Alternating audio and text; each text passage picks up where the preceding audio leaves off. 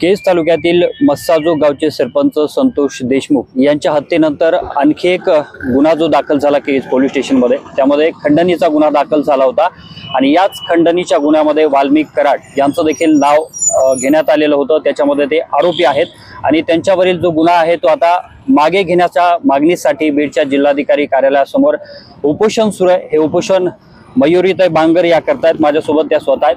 काय सांगाल, काय मागणी करताय? कारण त्यांच्यावरती खंडणीचे आरोप झालेले आहेत। तुम्ही मला तुम्ही असा प्रश्न विचारला की त्यांच्यावर खंडणीचे आरोप झालेले आहेत, ते दोषी आहेत का? फक्त आरोप झालेले आहेत। यांनीच बोललाय आता खंडणी जी आहे, जी 6 महिन्यापूर्वीची घटना आहे ती खंडणी, त्याचं तुम्ही आता उकलून काढताय आणि तर ह्याच्यामध्ये अडकवायचा प्रयत्न करताय। तुम्ही आज अण्णाला भाग पाडले ह्या गोष्टी करायला, स्वतःहून हे करायला। आमच्यामध्ये जिगर आहे, त्याच्यामुळे आम्ही स्वतःहून सरेंडर झालो। त्यांच्यावरती 6 महिन्यापूर्वीचे जरी असले तरी मात्र जी FIR कॉपी झालेली आहे त्या फिर्यादीमध्ये 6 तारखेला त्यांच्या काही सहकार्यांनी येऊन त्या ठिकाणी मारहाण केली आणि फोनवरून त्यांना खंडणी मागितल्याचा आरोप जो आहे तो त्या कंपनीच्या अधिकाऱ्यांनी केलेला आहे।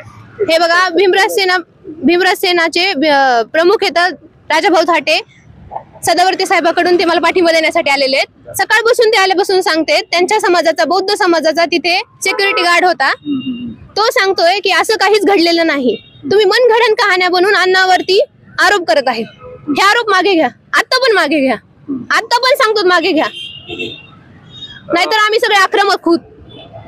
आता तुम्ही सांगताय की त्यांच्यावर झालेले जे खोटे गुन्हे आहेत त्याच्यामध्ये फक्त खंडणीचाच गुन्ह्याच्या बाबतीत तुम्ही ही मागणी करता का इतर आणखी कुठल्या गुन्ह्याच्या बाबतीत? कारण त्यांच्यावरती आणखी काही गुन्हे दाखल असल्याचं आज समोर आलेलं आहे। तुम्ही सगळ्या प्रकारे अण्णाला चक्रव्यूहामध्ये अडकतात। फक्त हाच नाही, खंडणीचाच नाही, सोशल मीडियाद्वारे अण्णाला ट्रोल केलं गेलंय, अण्णाला वेगळ्या नावाने बोललं गेलंय, अण्णाच्या नावावर चिखलफेक केला गेलेला आहे आणि खंडणीच्या गुन्ह्यामध्ये तर आहेच। अहो, तुम्ही संतोष दादा त्यांच्या आत्महत्येशी, त्यांच्या खुनाशी संबंध जोडतात। तुम्ही कोणत्या CDI चौकशीमध्ये कुठं आलं अण्णांचं नाव? कुठंच नाही आलं ना। तुम्ही कशामुळे असे आरोप करता? काय तुम्हाला साध्य करायचंय? तुम्हाला साध्य काहीच करायचं नाही, तुम्हाला तुमच्या राजकीय पोळ्या भाजून घ्यायच्या, तुम्ही त्याच्यामुळे हे सगळं करतात। कोण राजकीय पोळ्या भाजण्यासाठी हा सगळा प्रयत्न करताय असं तुम्हाला वाटतं?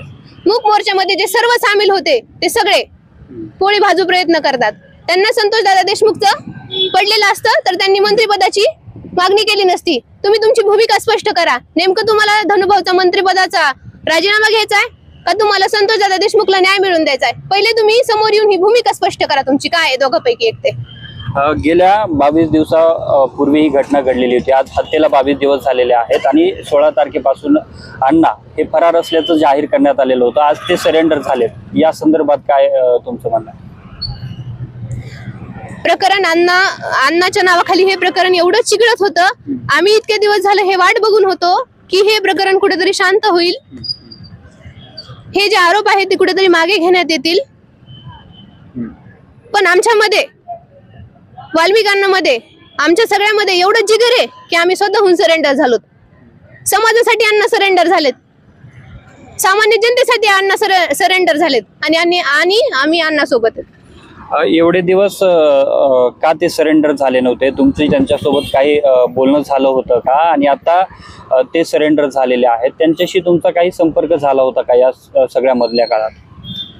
अण्णावर ज्या वेळेस पासून हे सगळे आरोप होत आहेत त्या दिवशीपासून अण्णाचा माझा कुठलाही कॉन्टॅक्ट नाही आणि हे राजकीय द्वेषातून होत आहे हे अण्णाला समजल्यामुळं जर अण्णा समोर आले तर ह्याचा खूप सामान्य जनतेला ताप होऊ शकतो।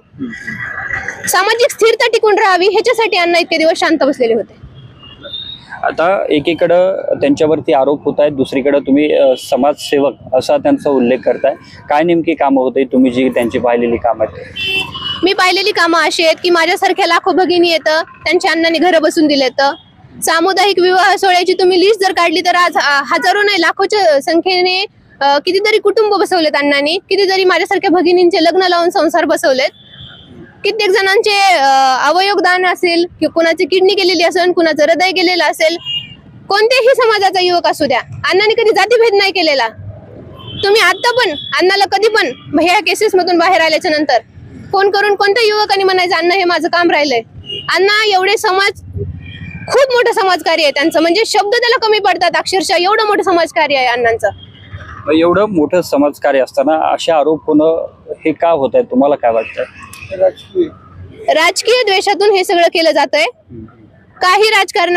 काही समाजकंटकाला राजकारणाच्या धोरणातून त्यांना त्यांची रोजीरोटी भाजून घ्यायची, त्याच्यासाठी हा सगळा खटाटोप आहे.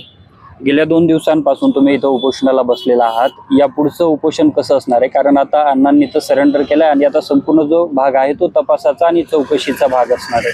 हे आंदोलन असंच बेमुदत असेल, कारण अण्णा अजूनही दोषी नाहीत. अण्णा आहेत असं अजूनही समोर आलेलं नाही.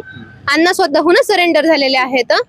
अण्णा जोपर्यंत दोषी आहेत हे समोर येत नाही आणि अण्णावरचे जोपर्यंत हे गुन्हे तात्काळ मागे घेण्यात येत नाहीत तोपर्यंत हे बेमुदत आंदोलन असं सुरू असेल.